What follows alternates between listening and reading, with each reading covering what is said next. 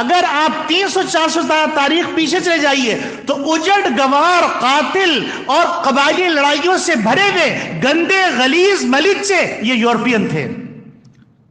Spain نے ان کو تہذیب دی ہے. اسپین نے تہذیب دینے کا مطلب یہ کہ اسلام نے ان کو تہذیب دی ہے،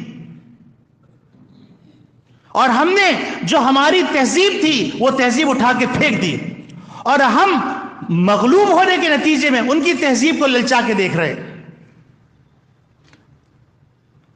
اسلامی تہذیب کے اندر شادی ہے، اور مغربی تہذیب کے اندر یاریاں ہیں.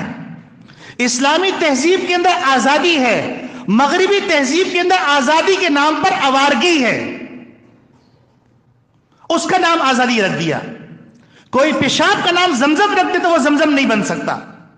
تو اسی طریقے سے کوئی غلاظت کا نام تہذیب رکھ دے وہ تہذیب نہیں بن سکتی.